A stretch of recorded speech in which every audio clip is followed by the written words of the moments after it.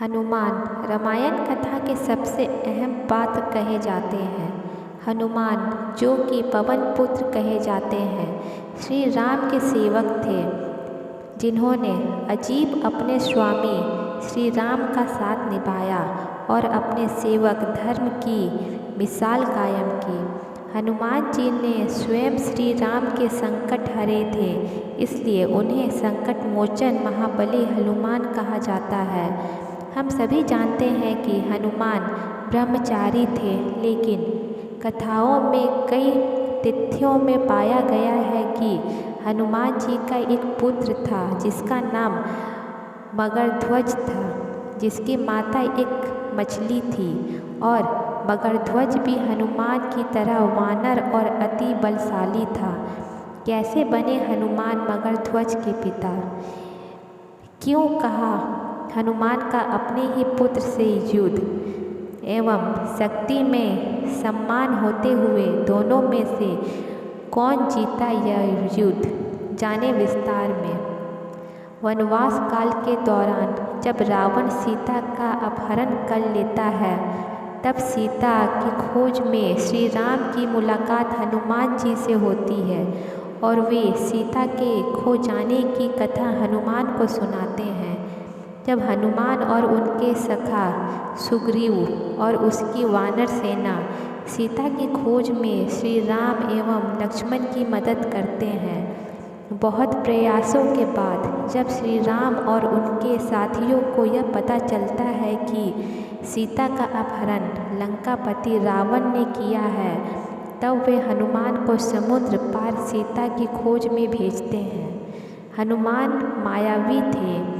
वे अपनी शक्ति की सहायता से आकाश मार्ग से लंका पहुंचते हैं और लंका की अशोक वाटिका में बैठी सीता से मुलाकात करते हैं, जिसके लिए वे सीता को श्री राम के दूत होने का प्रणाम के रूप में श्री राम द्वारा दी हुई मुद्रिका दिखाते हैं, जिसे देखते ही सीता समझ जाती है और उन्हें यकीन हो जाता है कि उनके पति श्री राम उन्हें लेने आ चुके हैं।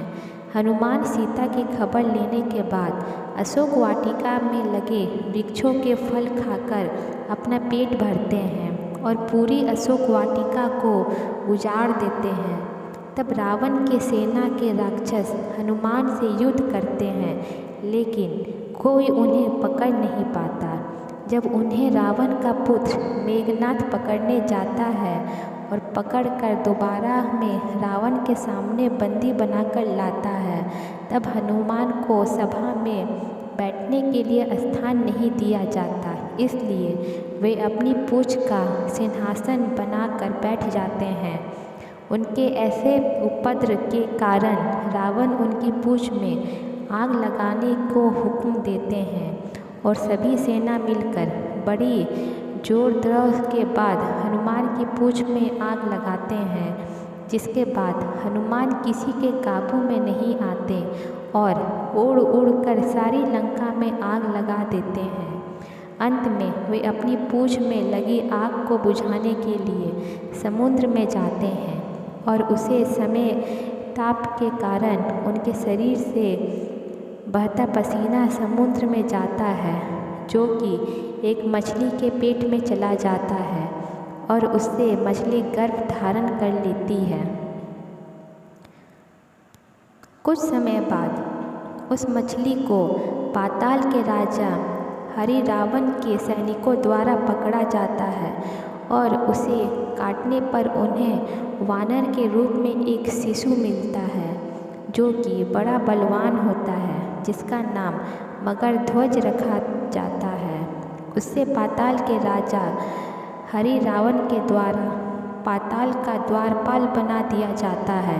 कुछ समय बाद जब राम और रावण के बीच युद्ध चलता रहता है, तब रावण अपने दूर के भाई हरि रावण से सहायता मांगता है और योजना बनाता है, जिसके फलस्वरूप हरि रावण रूप और लक्ष्मण को पाताल में ले जाकर बंदी बना लेता है। उन्हें पाताल से छुड़ाने हनुमान जी जब पाताल पहुंचते हैं, तब उसकी भेंट उनके पुत्र मगरध्वज से होती है। हनुमान को भी इस बारे में कुछ ज्ञात नहीं होता। तब वे वानर रूपी द्वारपाल को देख उससे उसका परिचय पूछते हैं। तब मगरध्वज कहता है, मैं हनुमान पुत्र मगरध्वज हूँ। तब हनुमान कहते हैं कि मैं हनुमान हूँ और मैं ब्रह्मचारी हूँ, फिर तुम मेरे पुत्र कैसे हो सकते हो। तब मगरध्वज हनुमान को सारी कथा विस्तार में बताता है और हनुमान को यकीन हो जाता है। इसके बाद हनुमान मगरध्वज से पाताल में आने के लिए द्वार से हटाने को बोलते हैं। तब मगरध्वज उन्हें मना कर देता है और वे भी अपने स्वामी का भक्त है, अपने धर्म से पीछे नहीं हट सकता। तब उन दोनों पिता पुत्र में युद्ध होता है, जिससे हनुमान जीत जाते हैं और पाताल में प्रवेश करते हैं। उसके बाद वे हरिरावण एवं महिरावण दोनों भाइयों से युद्ध कर उन्हें परास्त कर देते हैं और श्री राम एवं लक्ष्मण को मुक्त कराते हैं। हनुमान अपने पुत्र को श्री राम से मिलवाते हैं। श्री राम मगरध्वज को आशीर्वाद देते हैं और वे मगरध्वज को पाताल का राजा नियुक्त करते हैं। इस प्रकार हनुमान जी का पुत्र मगरध्वज पाताल का राजा बनता है।